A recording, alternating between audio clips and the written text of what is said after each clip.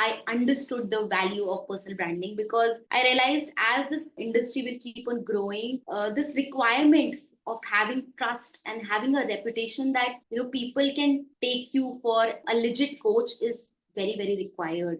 A lot of times when people start out, I think they also have a imposter syndrome, which I also have, because when I started out, I used to be like, what will I teach? And my coach used to say, So, hello everyone, and welcome back to this super awesome episode of the Achievers Club podcast show. This podcast is specifically for the coaches who are looking forward to scale their business with the help of personal branding. Because in this podcast, we have an amazing guest named Taiba Mahmood, who is helping coaches to build their personal brand. And she's already in this particular field since almost 4 years so far. And in this podcast, we have discussed about the importance of storytelling and how to be authentic so that we can create a strong personal brand and we can also reach out to more and more people and create a bigger impact. So if you're someone who is actually in the initial stage of their coaching journey, or even if you're an intermediate stage, then this particular podcast can definitely help you out so as to create a personal brand and also to figure out all the problems that you might face during this particular journey. So please do make sure that you watch this particular podcast till the end and take full notes, and let's begin with this amazing podcast.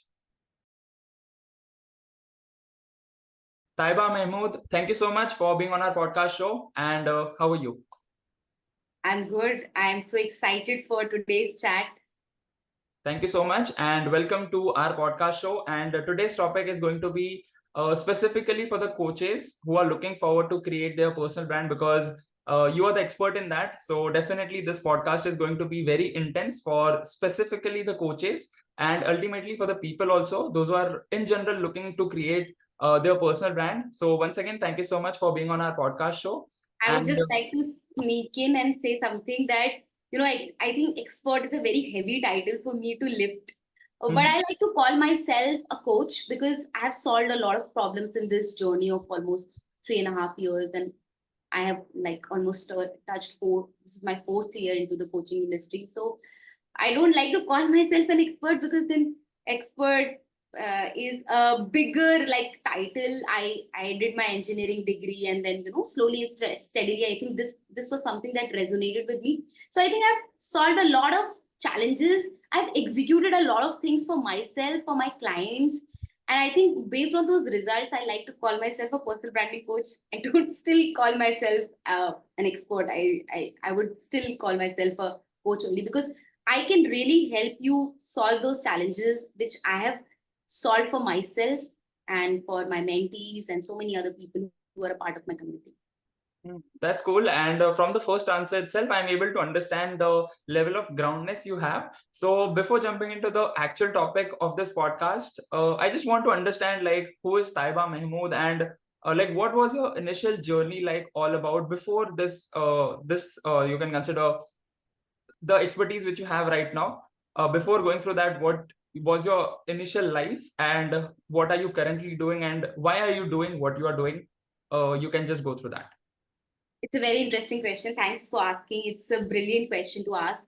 I think Taiba Mahmood, if you let's start from the start. How did this entire thing begin? So my story begins in, I think I was working for an IT company. In 2018, I started my journey as a software engineer. And the very first time I was doing my training, something in my gut said that this is not for you. Like, your intuition tells you, you're not meant for this. And every day when I would wake up, I would go to this company.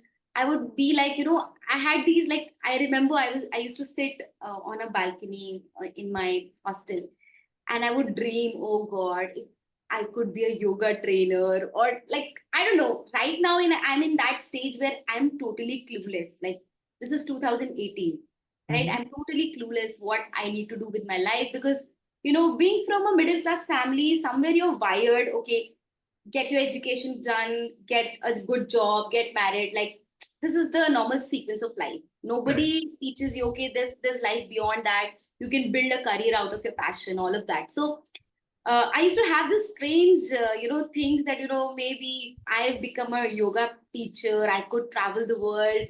I could earn a living, because I'm also very obsessed with health, fitness, all of these things. So back then I was very clueless, but universe is sending all these signals. Then what happens is, uh, I come into my training period is over. My training was in Kerala. It's a beautiful, beautiful place. I was living in Trivandrum, which has some of the fabulous beaches. And then I came to Noida, okay, the city, and my initial job was like only 22,000 rupees. So imagine you are living in a PG where the rent is itself like 7,000. Then you'll eat something, so take another 7,000 for that. So 14,000 gone there. Under few expenses, and you're just left with peanuts at the end of the month. And this is something for which I studied engineering for 4 years. I'm a IT engineer, right? I studied IT in my college. And, I am every day thinking that what am I doing here? What am I doing here? I'm not made for this. And universe is giving me signals like I'm changing projects after projects. Like it's not working out. And finally, one fine day in 2019, it just felt that I can't keep on trying to ride a wheel which is not meant to be. I started having this feeling that as if I'm a fish trying to climb a tree. It was so unnatural to be in that space which wherein my natural abilities were not used.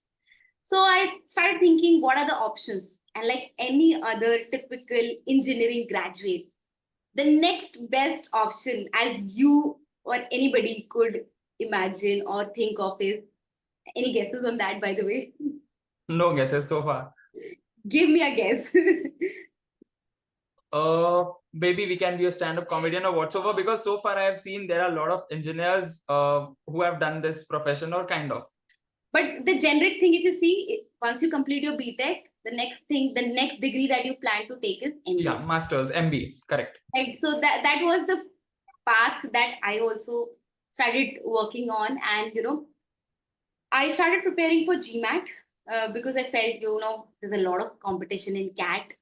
So I wanted to travel the world. I had these dreams of going abroad, doing all these things. So I started preparing for GMAT. I prepared for a year, like literally blood, sweat, and tears went into that preparation. And in 2020, I got into a top notch. Like by the end of 2019, only you can say, I started my preparation like in the very beginning of, in fact, even before, this is like 2018 mid where I start all of this, not exactly 2019. So by 2019, uh, you can say October, November, I'm just done with everything. And I get my results. I get into a top third college in France. It's called EDEC. And, I started learning French. I applied for loans for my, education. Everything is happening that I could ever imagine. Like now I am in this, like I'm on cloud nine. So life is all going perfect. I'm learning French. I'm thinking how I will meet my friends. From which all countries will I meet people who would be in my class. We had an orientation session by our dean there back then for all the students who were selected. And she said, there are some people from Japan, Hong Kong, here, there, so many people. And like, I was just bubbling with enthusiasm. Cut to life took a U-turn, entire U-turn, like literal U-turn. Now, what happens is all of a sudden, COVID hit. Remember 2020? COVID hit. March 2020. Everything comes to a halt, right? And I remember I had applied for a scholarship, and that scholarship got diverted into COVID relief funds.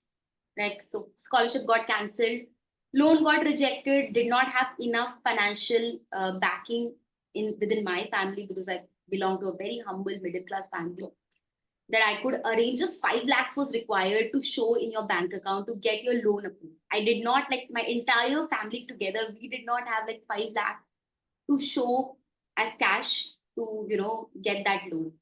And, one final day, that email came that, hey, Taiba, because you could not fulfill that first installment, because, when you're applying to a degree or when you're going somewhere, you have to pay that first installment. And that first installment, because it could not be fulfilled, that admission unfortunately got cancelled.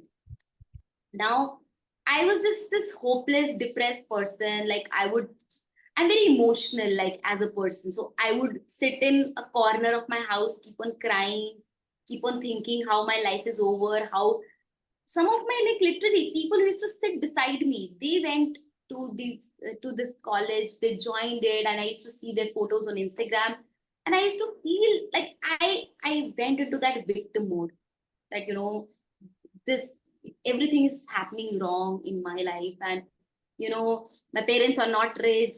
I literally worked so hard for this admission and I couldn't get it, and I'm in that full victim mode wherein I don't see a light at the end of the tunnel. And finally, after being in this victim mode for a long, long time, one of my friends, he called me and he said that, "Hey, Taiba, I'm joining a writing course. Would you like to get into it?" I said, it was that back then just sheer excitement of just finding something. Like literally, there was no ray of hope, nothing in my life. But then that got me excited that I want to start writing.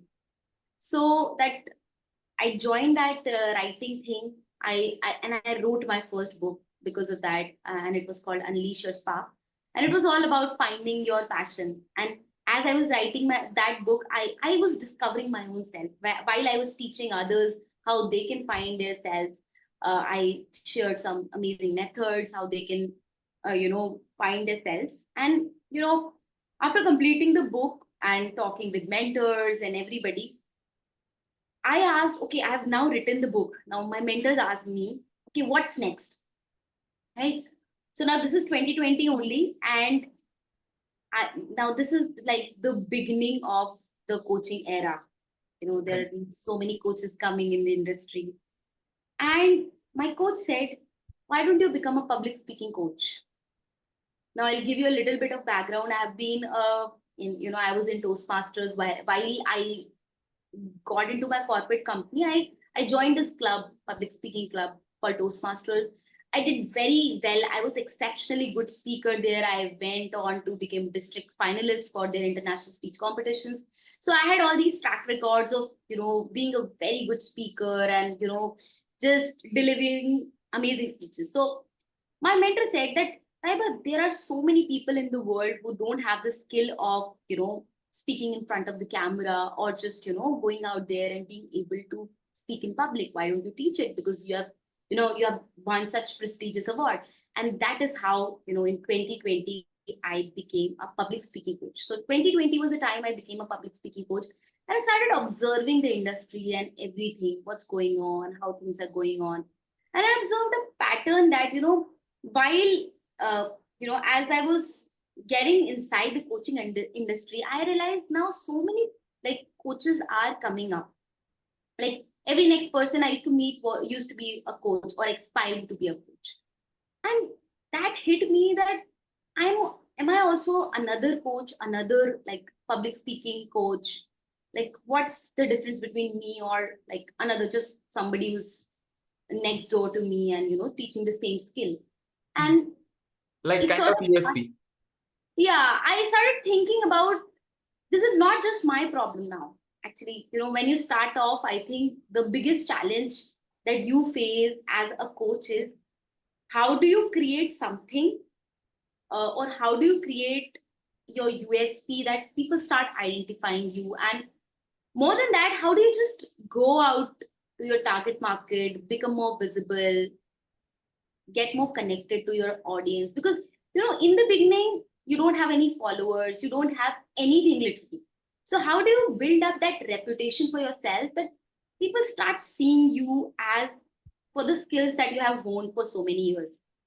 And slightly I pivoted into this personal branding, and I think after that, spoken to so many of my clients, my mentors, so many friends, people, and I've always taken a feedback. What do you think when you look at me? And because I've been now teaching all of this, what comes to your mind? What's that one word that clicks when you see me? And everybody said that, personal branding is something that suits you, your personality, and the work that you've done, all the experiences that you have had so far. They're all sort of, subsets of branding only. So then I thought, okay, branding is my thing. So like took it very seriously from, you can say, by the end of 2021 and the beginning of, you can say, 2022, I understood the value of personal branding, because I realized as this, industry will keep on growing, this requirement of having trust and having a reputation that, people can take you for, a legit coach is very, very required. A lot of times when people start out, I think they also have a imposter syndrome, which I also have. Because, when I started out, I used to be like, what will I teach? But what will I teach? And my coach used to say, simple, go 2 years back and see what was something that you were struggling with. And now, in this process of whatever you have learned, teach that. Don't try to be something that you're not. Because, see, I believe in authenticity. If you squeeze lemon, you'll get lemon juice. If you squeeze an orange, you'll get an orange juice.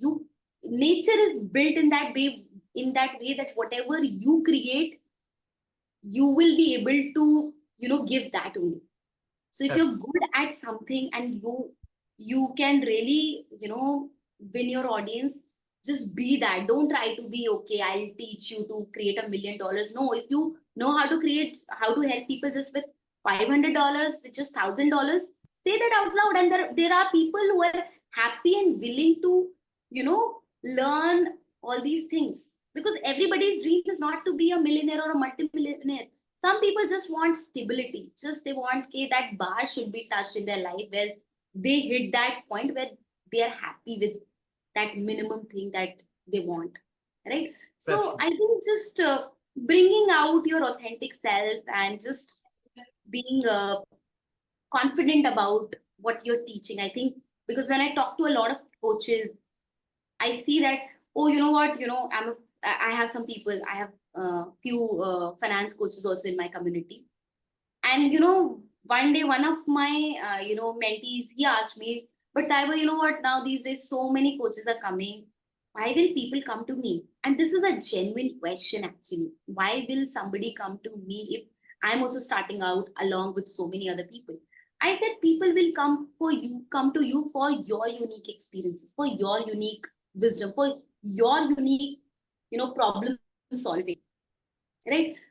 Maybe somebody, if you are a finance coach, somebody is teaching some different things. You are teaching very simple personal finance habits. Maybe they are just it's very easy for them to grasp that.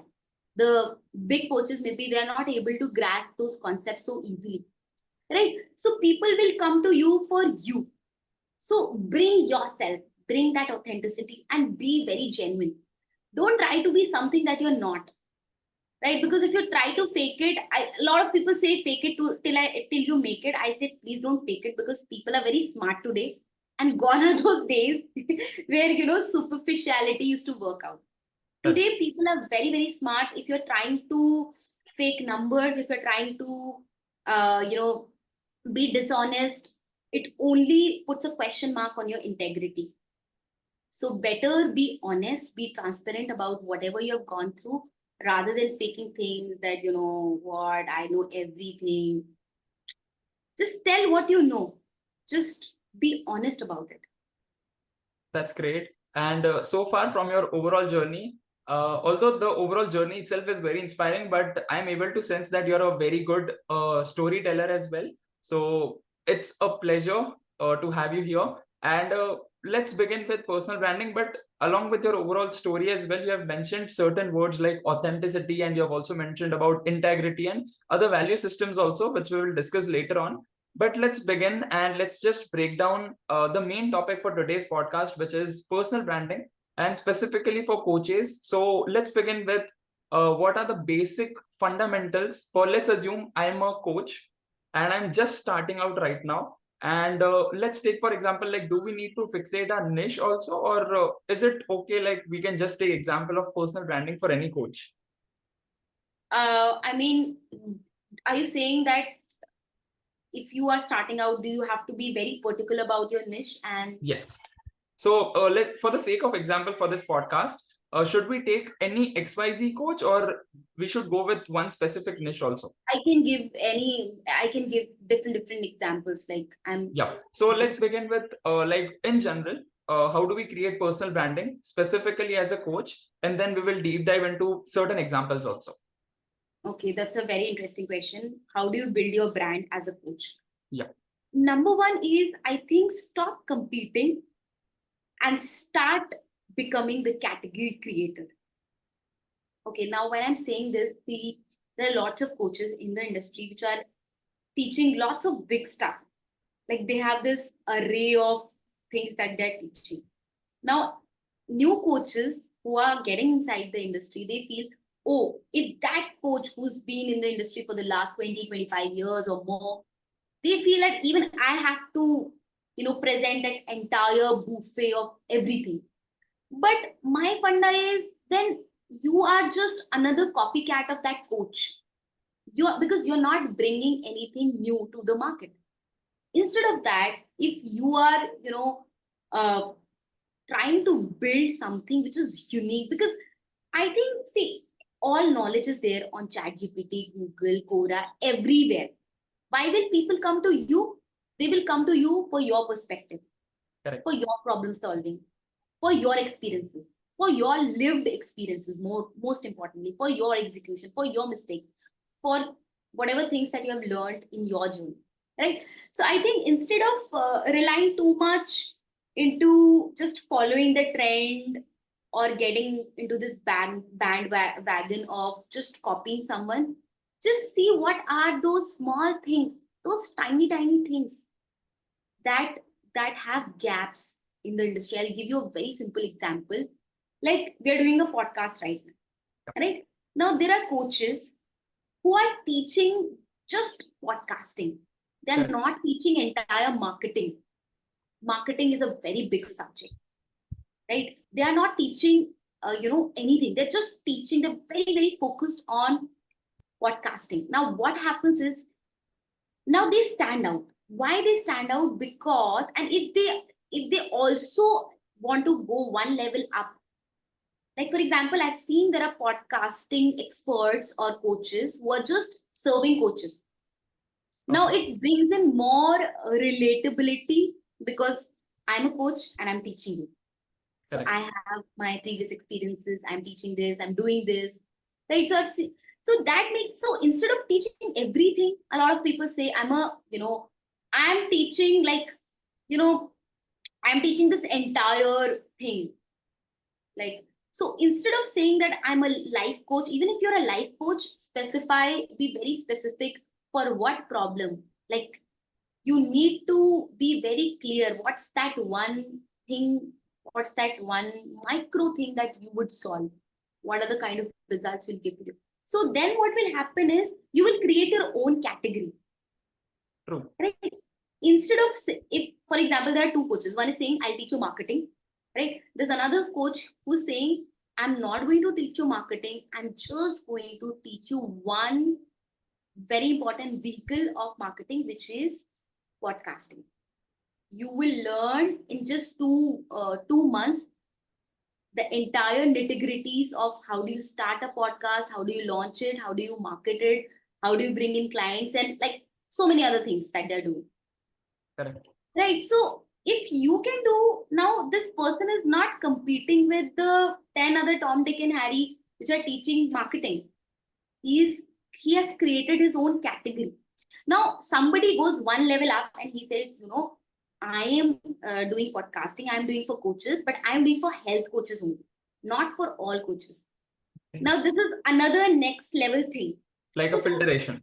The more you go into the super niche, and a lot of times when I do this niche clarity exercise with my own coaches, and we go deep into, because again, at the end of the day, branding is about bringing your essence and bringing it in depth. So a lot of people have this fear, there's so many people, will I miss out on all these people? No, you will absolutely not miss out on anyone, because the riches lie in the niches. Correct. Today there are people who are only dealing, there are doctors and there are people who are only dealing with hair. How do you make your hair better? They're not dealing with skin, they're not dealing with the entire body, just hair. So if you want, if there are certain problems with your hair is not growing or a lot of hairs are shedding, so you will not go to, you would not like to go to a general physician. You would like to go to somebody who's just dealing with hair, because that person is not somebody who's a generalist. He's a super specialist, That's right? So I think that applies to your coaching industry as well. There are enough and more people in every single niche, millions and millions of people. You just have to be convinced within yourself that I can do this. I really know this. You should be confident within yourself that I can really teach what I've gone through. And I think if you have executed everything, whatever you're teaching, like whatever I teach, it's very much everything that I've executed. So if I'm teaching, let's suppose content mastery or something, content that converts, I will show posts wherein I have, successfully, converted strangers into clients. I'll show those posts, how people are responding, how I'm able to bring in those connections. So when you work in that manner where you just share, you just highlight your execution rather than just, bringing a lot of information overload. I read that, I heard that. People believe you more. Because today it's not about, okay, I read that, I heard that. It's about what have you executed. true. And even I think like the first point which you mentioned, it's simply like specific is terrific. Yeah. Like we have to go super deep into any one single topic, and ultimately we can create a strong personal brand rather than being just like another kind of general personal brand. Yeah. And I that's think great. be a category creator, create your own category, see what are the voids in the industry and create a category for oneself. I think you are the best consumer for your own self. Think that, like, if I was 3 years back, what is that? What are those 2, 3 things that I would have loved to learn? Just create a course on that. That's cool. That's great. So the first point is to be specific. What's the second one? About branding yourself. Yeah. Okay, so first is obviously you have to stand for something that is very, very, close to your heart. You have expertise and all of that, and then slowly you have to make noise. You have to literally make noise. And how do you make noise? It's through various, initially on day one, you can't, go inorganically or use ads. You have an organic approach towards things, because that builds your trust, that builds your foundation. Until unless you don't connect organically, even if you run ads, they will bounce. People will bounce from your ads, because it takes about 14 impressions for a person to register that you stand for this thing, right? In 1970s, there was a rule of seven. Rule of seven says that if you watch a commercial, you need to watch it 7 times before you make a purchase. Now, because of declining attention span, that has gone to 14, right? So until unless somebody watches you 14 times before,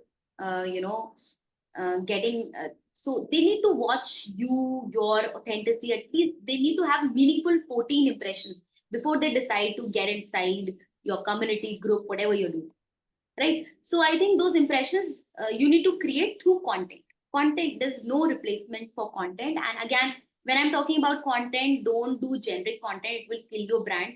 Instead of saying 3 ways to do some general thing or surface level thing, 2 ways of doing that, tell what were the exact pinpoints, like pinpoint that exact problem that you faced, and then create content. For example, I think for me, one of the biggest learning was when I started creating content was the first line. Like, when you write the perfect first line, your 80% of the job is done. Because if that first line is good, people will go to the second line and the third line and the fourth line. But if the first line is not amazing, people skip, because people are not going to read. People are scrolling. So until unless it is something which is really making sense, that is, taking them out of their wax, and they're just curious about it, they'll not go through it. So makes no sense until unless you put in that effort. So I think that was one thing that I learned the hard way when because a lot of people think content, so it's very easy, everybody can create content. See, creating general content and creating content that actually converts are two very different things, right? So I think second would be content creation, and the third very important thing that I think most coaches who are starting out and maybe in the intermediate stages, they ignore is engagement. Engagement with their target market, engagement with their competitors, engagement with the top leaders in your industry. Because these three people, if you don't get in touch with these three kinds of audiences, you will you will not understand what's going on in the market, what are the new trends which are coming, and you'll not be able to make those connections. So people don't read your content for the content itself, people read your content for you. True. So if you're a good human being, if they feel, okay, you know what, Sahil is an amazing person, so if they have got that impression in the mind, they will come and they will read that thing, and they'll, if you have also done some comments for some other creator, you will naturally start attracting those comments on your own whatever social media post that you're doing. It's a very natural process, it's very simple. So for example, if I say some nice things about you, you get that dopamine hit in your mind, and you are like, I like this person, because as human beings, the most important thing for us is us. Correct. Right. So if you, because see, we are going on social media sites, the very important thing that people forget about social media is being social. Right. So I think if you be social, if you engage with people who are at top ranks, who are your competitors, who are your peers, who are your target market, and be very genuine, ask them what are their problems, and try to be genuinely helpful.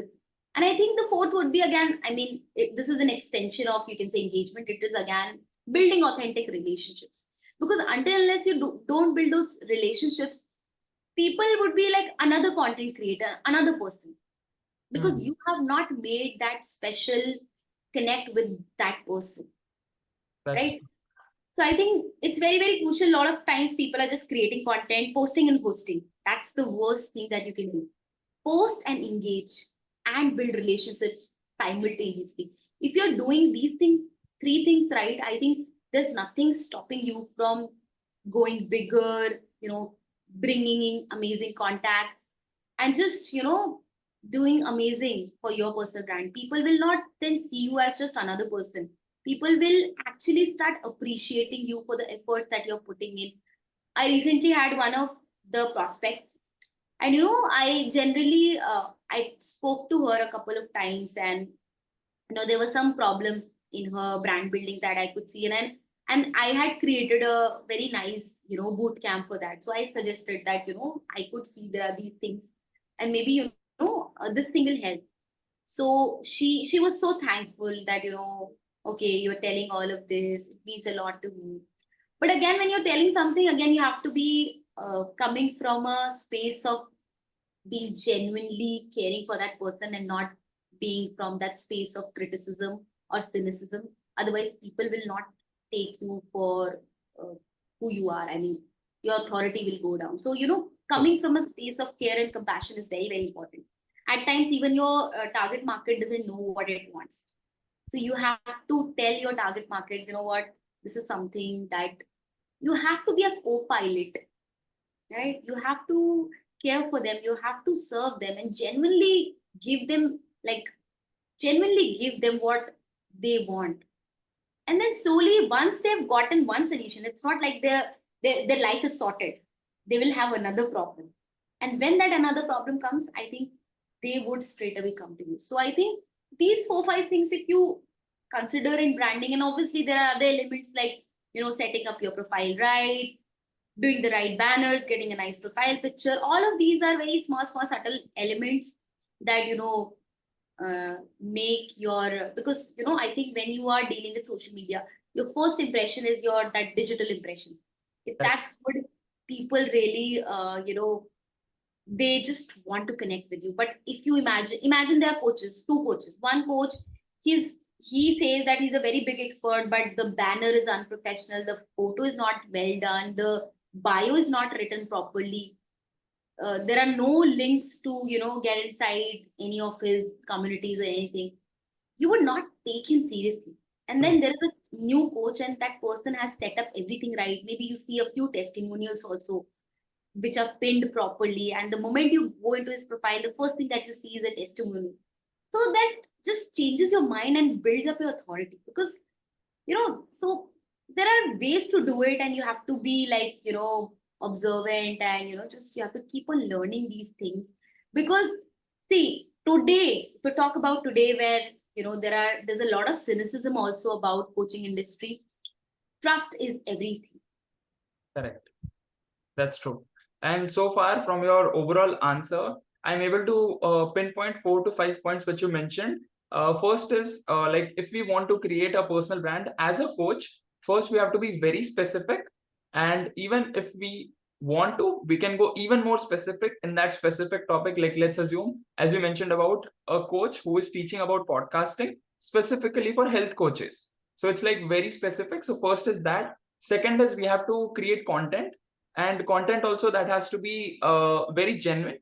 And the third is like engagement and build relations through engagement. So I feel in that overall journey as well, authenticity is going to play a very major role. And till the point of time, although that was the question which I was about to ask, but I think like you have already answered that till the point we are not authentic, like I am this for these kind of people, like this is my target audience and this is my content which I'm creating, whether it is like there are a lot of people I have seen those who are posting reels on LinkedIn also because their audience want that.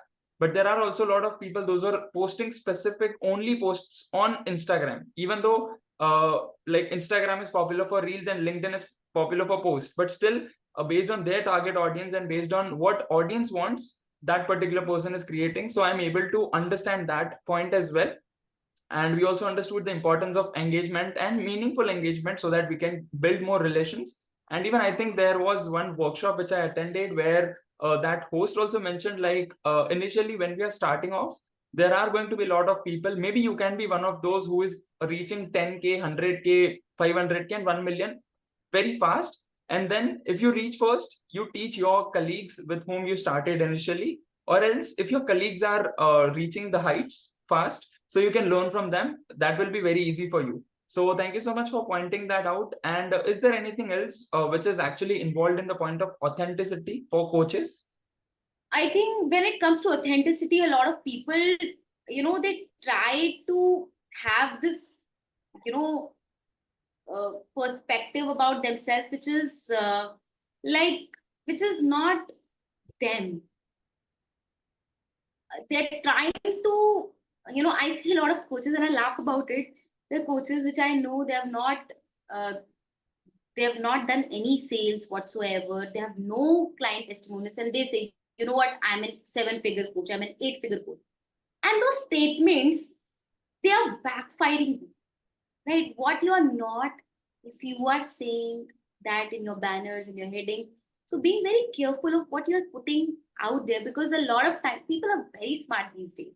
Correct. You know, they judge you on every single point. So you have to be careful about what you're putting out there. I know a lady, and she keeps talking about very, very different things. One day she'll come and talk about marketing, other day about sales, other day about customer experience, and I am confused. What is she teaching? Right. So I mean, this is something that, authenticity comes from, being really honest about what you have done, being confident about your skills. Like, if now I've done $4,500 already, now I'm saying I'll teach you to do your $4,000. Yes, that would be perfect. After I have done $4,500, now I'm saying that I'll teach you to do your first $1,000 through your brand. Right. So I have made almost 4 times that amount after that, I'm saying. And I see a lot of coaches who have not made even half of that amount or even that amount. And they're straight away saying, you know what, if you want $5,000, come to me. And you clearly know from their profile that there are no testimonials whatsoever. There's no activity on their profile. They are not running ads. They're literally doing nothing much apart from randomly coming and going live once in a while to just showcase, hey, I'm there in the market. That's not how it works. You have to walk the walk and talk the talk. So I think authenticity comes from just walking the walk and talking the talk and not trying to be something that you're not. That's true. And even I think rather than just the outcome, which let's assume I'm a coach and I'm mentioning that I can help you achieve this particular goal, but I'm not taking the audience through the journey as well, which let's assume I took the same journey to achieve, let's assume, as you mentioned about first $100 or $1,000. But if I'm not showcasing that my initial journey, which I maybe did 1 year back, 2 years back, that authenticity will not get built up. And I feel like the the journey is also very important, and in that same journey itself it will be very authentic, because it's like the way we are unique, everybody is unique, like everybody's having their own schedules, somebody works out, somebody does this work, that work. So I think the overall schedule also, that also creates a form of you can consider this one routine a journey. Truly journey matters, because I have had days where I was selling, like literally I was selling around $50 $60 products, and I was happy doing that. But then I got into a high ticket coaching. I learned literally everything from the very scratch. I learned everything from the very basic, and by the grace of God, because I had things under my belt, I had my experience. I just needed those tweaks and things, and it worked out very well for me, because I'd been doing a lot of things for a very long time. It was just that few tweaks in my journey that just changed the entire game, and uh, changed my entire course. That's true. And let's discuss about the value system, because I feel like we will only be authentic when we are absolutely clear about what our values are all about and what do we stand for. So how do we decide that these are my XYZ values and I stand by these values? Initially, like let's assume a coach is starting off their journey. They have done their part, like I've achieved XYZ goal, but now I want to teach people. So how do we actually create that value system for our community as well?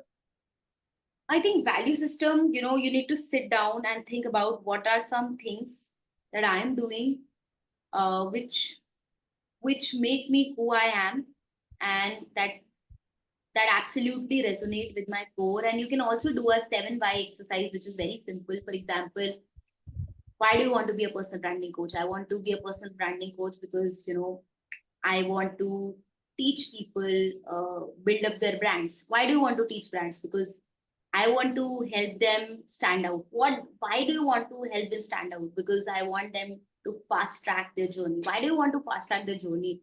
Because I want them to get that abundance faster, right? So if you see, there are certain keywords, you know, and one of the things that's coming is standing out means becoming a category creator, like creating a category for yourself, and then uh, being speed could be one of your values, if that's something that you resonate with. You want to do things on a fast track mode. Then abundance could be something. So you just keep on asking yourself why. What I'm doing, why am I doing? I'm doing personal branding, but why? So as you go deeper and deeper, I think every single that word that is coming, that will highlight your why. And I think those are, for me, integrity, abundance. I believe I'm a big fan of high ticket things, because I feel when the more you charge, the more you have skin in the game. Correct. Right? And people, you get more serious people, and the less you charge, the less serious people you attract. They will end up nagging, complaining, sap all your energy and leave you with such low energy. Correct. With like Right? criticism and all. Yeah, because they are coming from a very different space. However, I had those kind of clients, when I was charging less than $100, like 50 $60 something, for my entire public speaking course initially. I had clients who would bargain even for like $50. Like, what's $50 in today's day and age? And people are learning such an important skill, right? Public speaking is so important, and they used to bargain on that. And the moment I changed my entire game, right, I changed my prices. I started attracting, because I invested also a lot of money. I've invested so far $10,000 in my own learning. bit by bit, taking loans, taking EMIs, borrowing money from friends, family members, everybody. Slowly and steadily, I did that, right? Because I was in my job for 5 years. So for 5 years, I was doing all of this. And last year, I quit my job full time and just jumped into this whole thing. But I think, when you invest in yourself, because when you have invested that kind of money, you will be confident asking for that kind of money. That's true. It's very simple. You mirror your client. That's true. They've never invested in something, and you don't see, nothing is expensive, to be very honest. If I tell you, for example, that this one course, if you invest $1,000, you'll achieve $10,000. Is it expensive now? Absolutely not. Right. So that mentality only develops when you start, instead of seeing prices, you start seeing value. You Like start return seeing, on investment also. yeah, I mean, you start seeing the value that it will bring in long term, right? Correct. So you invest in a coaching, in a good coaching once. I invested in a business coaching last year and this year also. But the kind of shift that has happened because of that is amazing, you know, because I understood, see, earlier I was doing a lot of things, but that business part of, this entire coaching was still very flimsy, was still not very structured.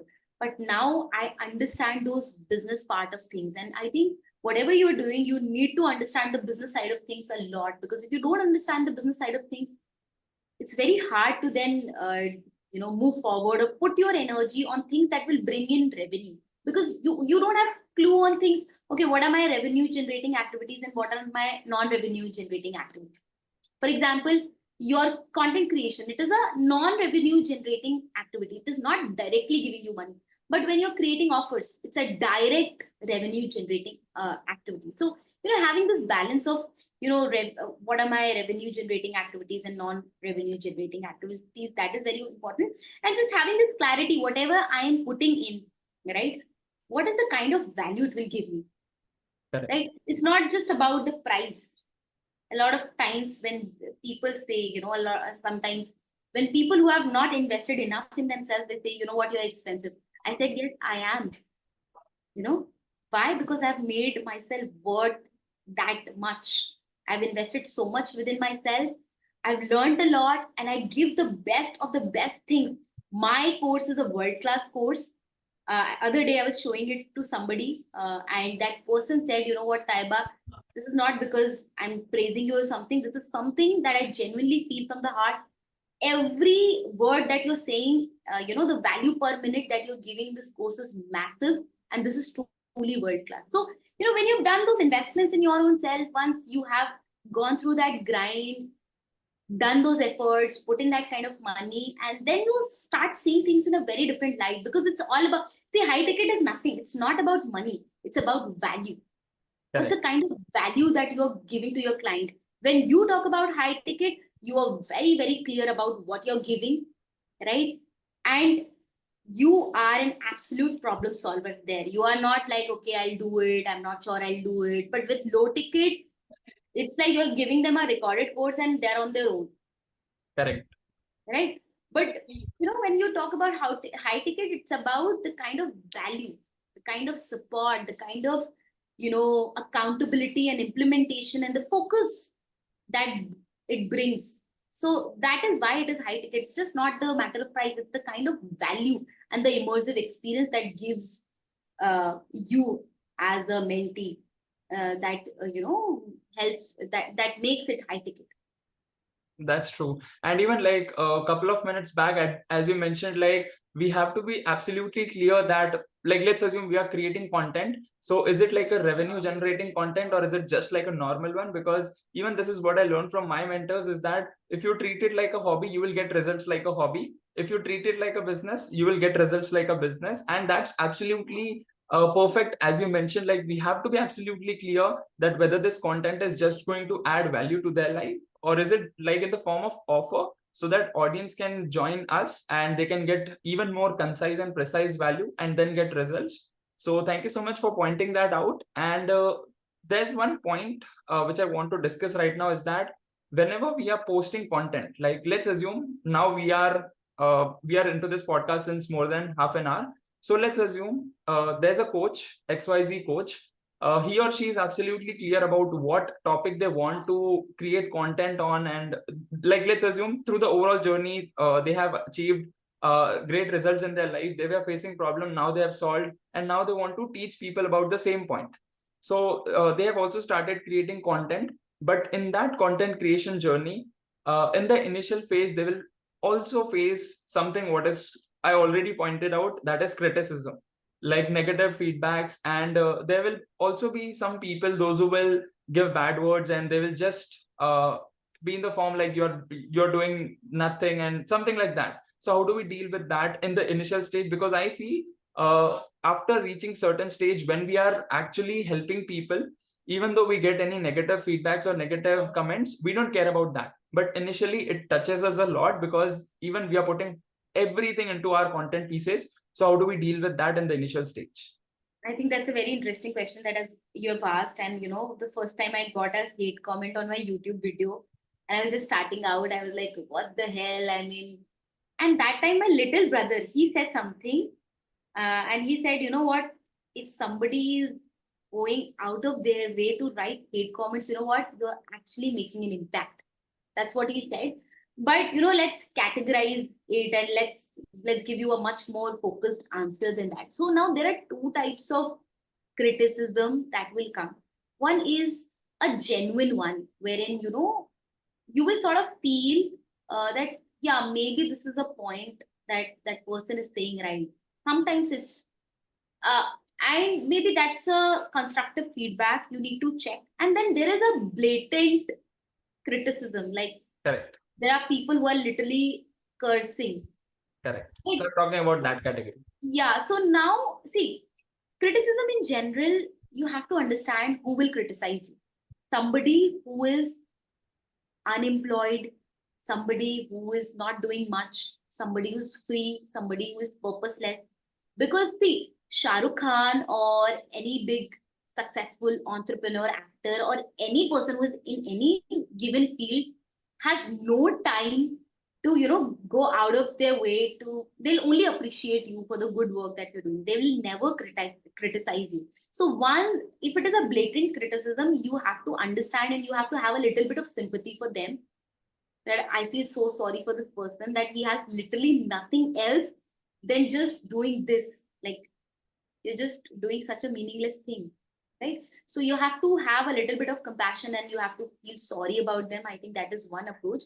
And also you have to understand, as we are into public domain, right?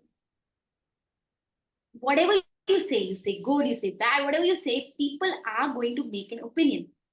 Now, if you say nothing, if you do nothing, if you be nothing, even then people will say. Correct. Then they will say, okay, he says nothing, he gives no views, right? So now you have to understand that you have to take it as a part of your journey, that if you have got into a public domain like coaching, in a profession like coaching, it's a part of your life. And as much as you appreciate the criticism, just enjoy. And I mean, not just I'll not say enjoy, but just take it Embrace with it. take it with a pinch of salt. Okay, take it with a pinch of salt. See, if it is a blatant criticism, don't even look at it. Block the person. If you block a few people in your life, I'm going to tell you, your life is only going to get better. Because if there are few less people who are spreading less negativity in your life, it's good for you. It's good for your energy. So the moment I a lot of times when I'm just trying to help people on my social media, there are people who are like, you know what, the other day, I think just about yesterday or day before yesterday, I was talking to somebody, and that their message was there, and it was there for a long time, and I said, hey, how can I help you, or something like that I wrote. So he said, what do you do? I said, I'm a personal branding coach, and I shared everything. And then all of a sudden he said, give me your number. I said, no. And then he said, send me your pictures. And the moment he said that, I just completely blocked that person. So you have to be, I think, you have to now, I take it with a lot of chill pill now. Yes.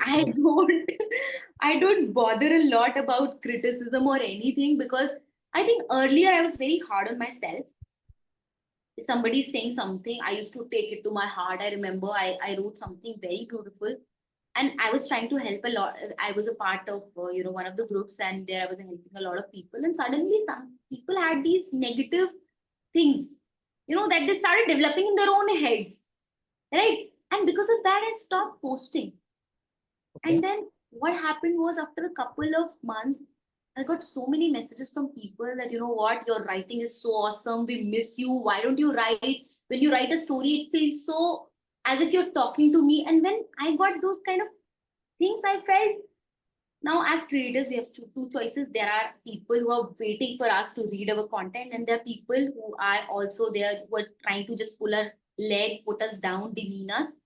You don't have to focus your energy there. You have to write for your people who are just waiting for you. And when I started focusing on that, and I started you know just developing this sense that this is just a part of journey.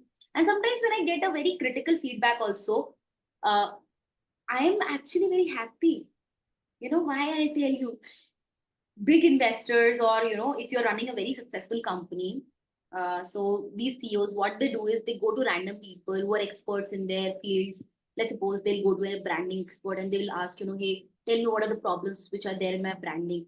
Now they'll pick their brains, and and this person will tell everything. You know what, this logo needs to be in this way, this thing needs to be in this way, and they will pick their brain. And what they will do is, what they are actually trying to do here is, they're actually refining themselves.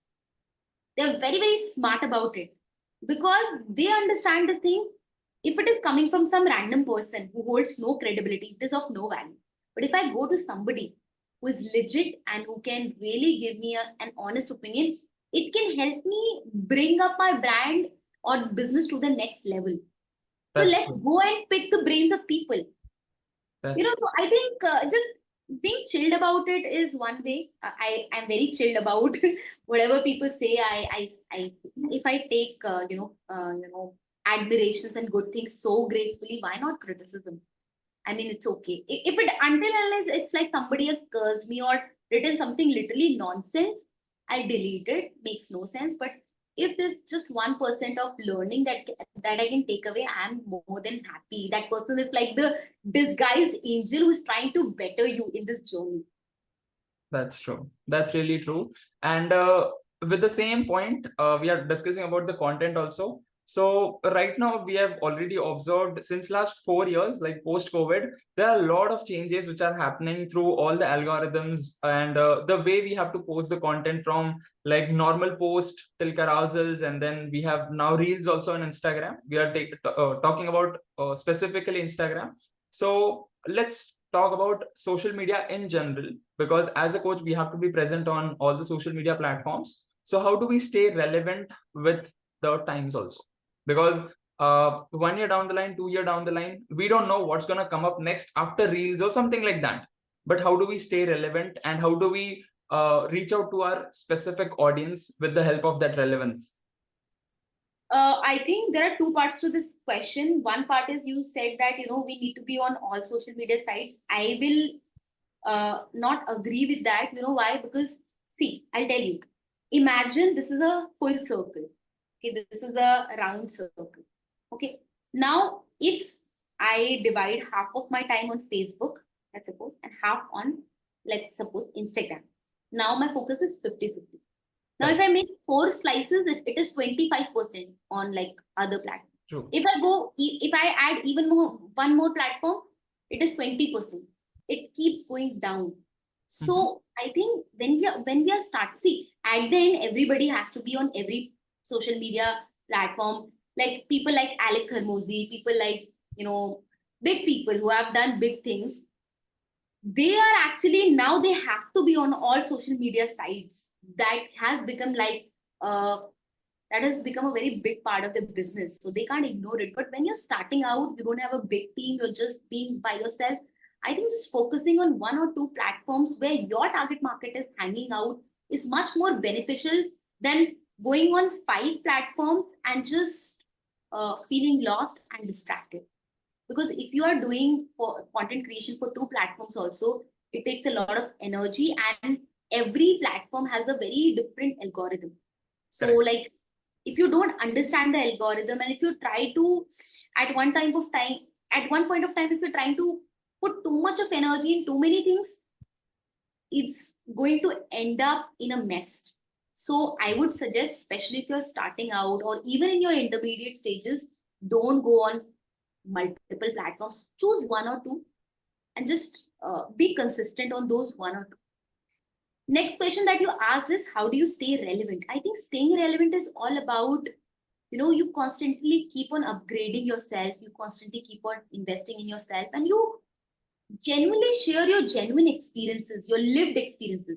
See, if I say I've read a book about, making $4,500, it would be like, huh, a lot of people can tell me, huh, that person also read this much, this book, that book. Very common these days. So many people are reading so many books. But how many people are executing that? Very less. Very less, right? So if I say, you know what, Sahil, I have executed it and I can really tell you, now how much will you trust me? You'll It trust goes me. to the next level. Yeah, you'll trust me much more, because now I'm not just saying I've read it, I've heard it, I've seen it. It is my experience. I've gone through it. I understand it. So I think when you talk about your experiences in the form of short stories and genuine things, right? That is most powerful. Whatever challenges that you, maybe, like for example, you are a stock market trader, right? You're teaching that to your audience. Maybe 3 years back, you had certain myths and problems. You can teach that. You can share, this was the biggest blunder I did. You can talk about your mistakes. You can talk about your wins. You can talk about some, certifications or something that you've taken, some accomplishments. So just talk about the real stuff happening in the real life. I remember there's one vendor, vegetable vendor. He has gone viral on Instagram and or YouTube. On one of the platforms, he has gone viral. And why he has gone viral? Because every day he's just talking about how he takes, vegetables from the wholesale market, the mandi, and then how he distributes it and makes like a lot of profit every single day. He's just teaching that. Now there's so many nuances. At what time should you go there? What's which vegetables? How? Like there's so many nuances that only he knows. Correct. So he went viral because he took that one specific thing. How do you make money or more profit selling vegetables? Now, if somebody who's not very educated, if this guy has not went to a business school, if he can, create a personal brand using real life experiences and the things that he's living, he's not creating any content. A lot of times I feel when people are creating content, it's very disconnected from what they're doing. Okay. They're just talking about a lot of gyan, but people don't want gyan. If you want gyan, if I want gyan, I'll go to Quora, I'll go to YouTube, I'll go to different sites, right? Correct. People don't want gyan. People want, how did you do it? Journey part. Yeah, people want, how did you execute it? That's it. And if you can teach them, okay, this is how I did it, and everything in between, don't shy away from sharing mistakes, because the more, the more vulnerable you are to your audience and the more honest you are, people genuinely start having trust. When you say, hey, you know what, I did this blunder. I can't believe it now that I did it this 3 years back, but this is what I did it.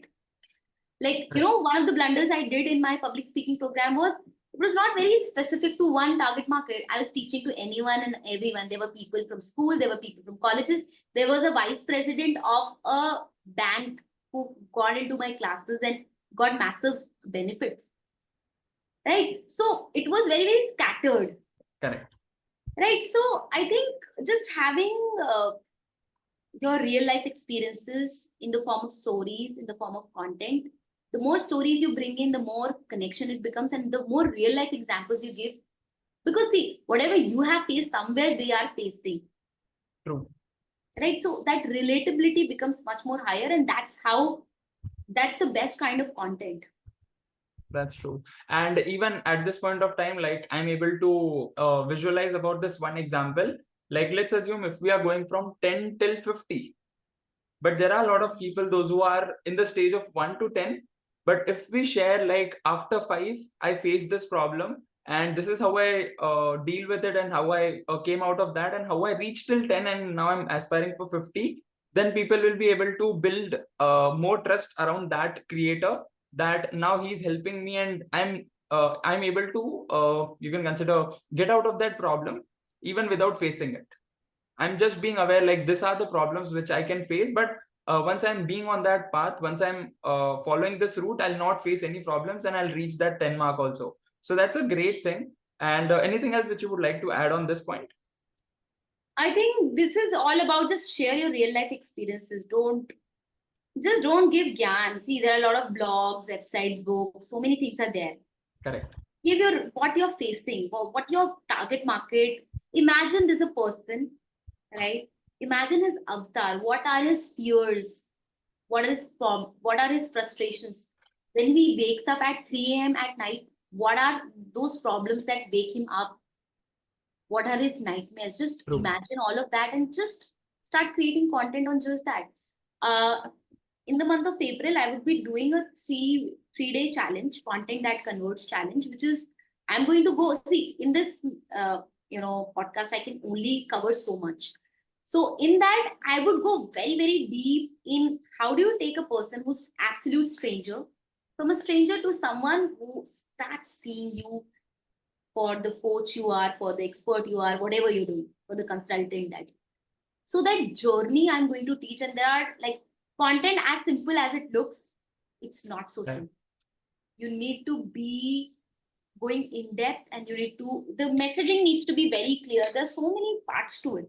It's not so easy until you have written content for a couple of years, or you have not done you have not, if you don't understand the content game, you are going to lose out on social media. A lot of you must have seen a lot of coaches, they hire ghostwriters. The reason is very simple, because maybe they don't know how to write any well, and that ghostwriters does bring in a huge difference.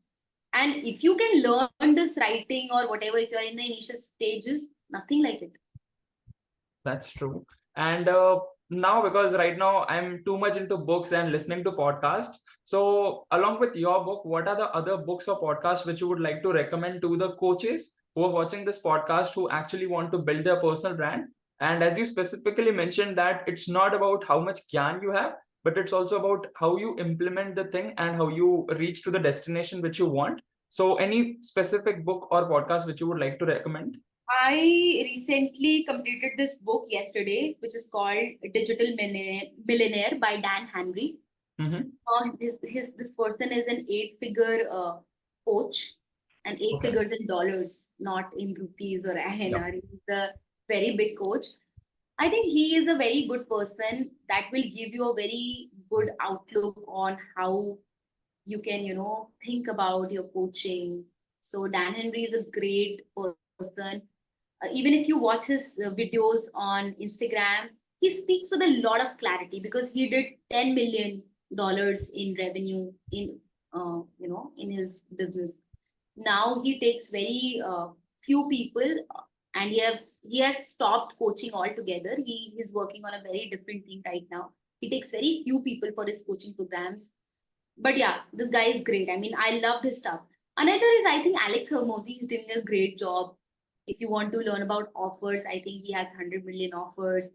If you want to learn about, there's also a book on lead generation he has written, Yep. 100 million leads. So I think Alex also, I'm a big fan of Alex Hermosi. And I think Russell Blunsell, his books I have not read, but Russell is a great person, because Russell has trained Dan and Alex. So I think if you go through his Expert Secret, his book, it's a very well acclaimed book in the market related to coaching and all. So it's a very very good.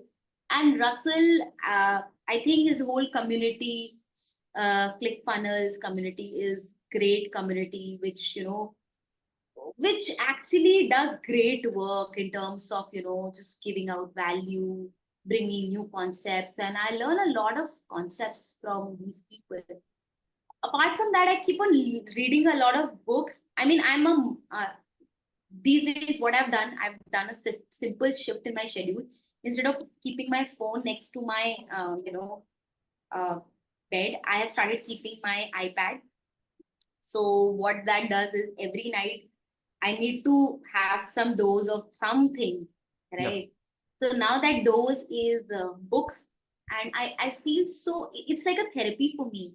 Every night I read a book and then I journal the entire day and then I go off to bed. So uh, I'm really enjoying this process because I felt that I was, spending a lot of time on Instagram, on social platforms, and it was affecting my eyes also.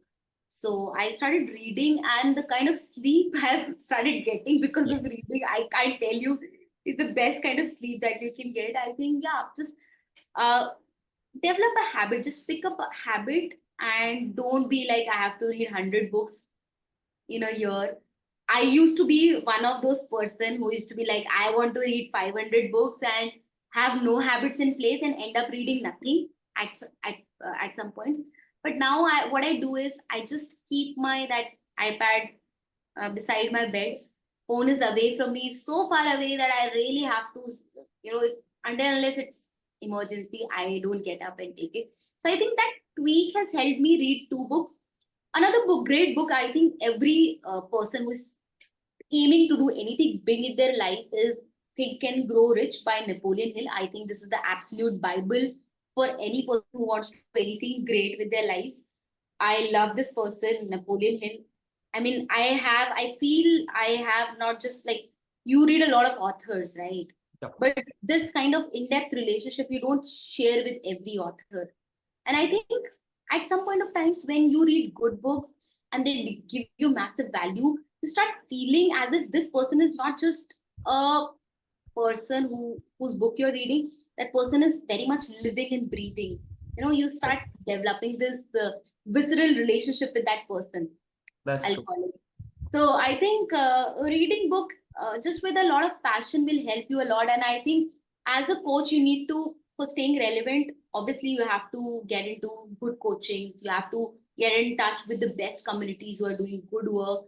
But apart from that, obviously, there is no substitute to books, because as it is said, there was a book that I read last year that said garbage in, garbage out. That was the book was called Steal Like an Artist, and it is all about, how do you become the best creator and whatever you're doing. So that author said, if you put in garbage in your mind, if you're just watching random stuff and random things, and a lot of times I feel that our social media is more of built on FOMO rather than actual value. Because when I read a book, I am like literally going in an ocean of something deep. Right? It's a very meditative experience for me. But when you're scrolling through, watching some random reels, um, because there are tens of things that come. Sometimes a reel would be on cooking, another reel on dance, another reel on some makeup, another reel on some business coaching, another reel on some personal branding, another reel on some random topic. So your brain, it can only, it's just focus. It's jumping from topic to topic. So I feel that, I'm not saying don't spend time on social media. Being a coach, you have to spend some time, but use it wisely. It should not be like whole day you're just scrolling through reels and you're feeling, you have this feeling that, I learned so much, but at the end of the day you forget half of the things by the time you go to sleep. Correct. That's true. And even I feel the same, like a reading book, it's like meditative process, but we are also going in depth of any one single topic rather than 10 random topics. And that's great. And as you mentioned about Russell Brunson also, he's like my third connection because my mentors are also a part of his community, which is like the most expensive thing. I think his highest ticket program so far is like, I think 45 lakh rupees per year or something like that, or I think beyond Beyond that. that, Yeah, beyond that. yeah, it's beyond that I because think last year I checked, I think he has mentorships worth in millions now, because I think 100K though is just his, I think, group coaching. correct. So I think like my 80 mentors lakh are is, I think, just actually for his group coaching or something like that. correct. His programs, I think, start from somewhere around. I don't have an idea because I'm not enrolled with him ever. But Mhm. yeah, I had one of my coaches. So he said that, when I sell a 10,000 rupee product, oh, sorry, $10,000 product or a $6,000 product, people are like, hey, how are you able to charge so much? And then I tell, what, these are my mentors. They're charging like their starting charges start from $25,000, 50,000, 100,000. Correct. These are the starting prices. That's true. So That's true. And I think like investing in mentors is also really very important. And even I'm so thankful to have mentors who are actually investing in millions of dollars. And even I'm on that path. And even you are also one of those. And before wrapping up this podcast, I would just like to touch up one surface because I'm into money field. So what's the definition of money according to you at a personal level? I think on a personal level, money is an exchange of value. It's something which you hold in your mind rather than something that you hold in your hand. I mean, if you have abundance in your mind, Mm-hmm. you will have abundance in your lives. And I think financial discipline, like money, when there are a lot of things. I mean, it's mainly an exchange of value. Number one, it's an energy, and yeah, I can talk a lot about money because I've also completed MMI last year. Mm-hmm. I went for Millionaire Mindset Intensive. That shifted a lot of beliefs in me, and still I am developing a lot of things related to money. Earlier, when I used to, charge more, I used to feel a little guilty. Oh, because I'm charging more, so maybe somebody else gets less. But I realized the universe is infinite. Everyone is charging according to their own consciousness. Correct. So, I mean, I'm not taking away from somebody, and somebody else can't take away from me. That's true. That's really true. And the very last question for this podcast would be like any specific advice. Now we are categorizing two or three people here. So let's take the example of coach because the podcast was specifically for coaches. So let's assume there's a coach ABC who is starting off his or her journey.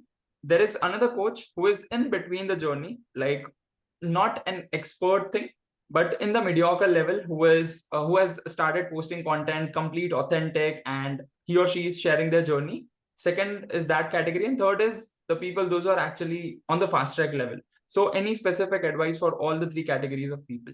For personal branding, Yeah. um, I think if you are in the beginner personal branding, I think it's all about building your reputation, building authenticity. I think we have talked a lot about that.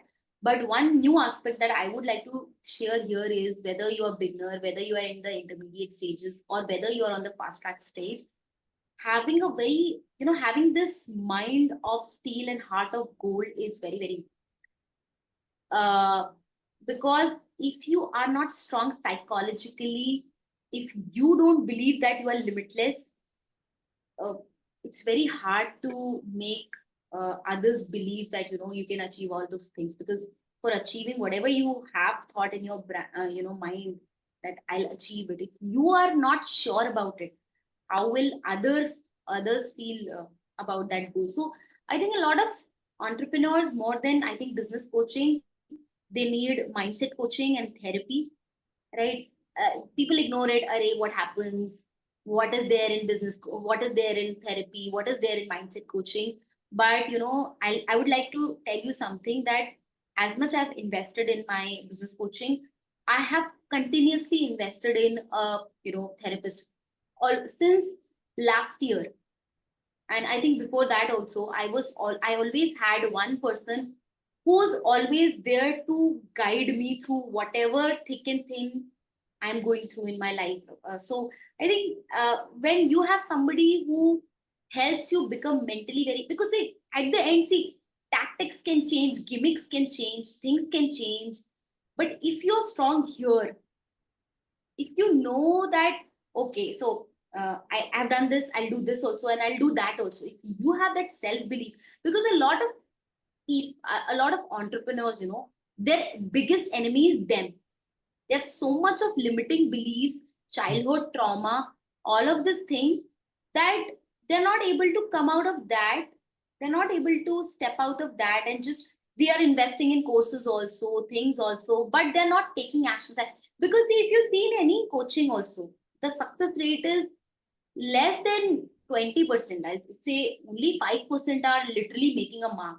Only 5%. And very few coaches are there who have the success rates higher, right? And that is also because the people who are coming in, their belief systems, their mindset is not right. So I think having someone who can, just help you. It can be books also. For me, it was always a therapist, because, reading a book is also amazing. But I think when you talk to a person and you are going through some real shit in your life, and he explains you how do you have to navigate through those times, he helps you overcome those challenges. There's nothing like it. So I think gimmicks, business skills, everybody can learn. But I think mastering your mind is very, very crucial aspect that at every single stage you require. I was talking to a coach. Now he has done multiple millions of dollars in coaching. We happen to bump into each other. We know each other for a long time, but then, recently I got connected to him, and we were discussing this thing that, how do people who are, making a mark able to go to that level. And one thing he said was, for 6 months I was not able to, do much of action, and I actually lost momentum, because within my own self I got complacent, because I made so much of money and I was like, life is going good. I lost that sense of purpose, that, sense of direction.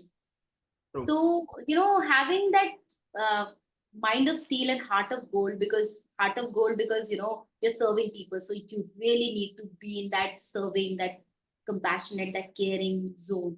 Because if you're not coming from a space of care, compassion, it's very hard for people to trust you, because we first like to trust people and then we like to take the expertise. Until unless, no matter how amazing that coach is, until unless we don't align with that person on a, integrity level, on a trust level, it's very difficult to get, start getting to their community or start getting some kind of advice.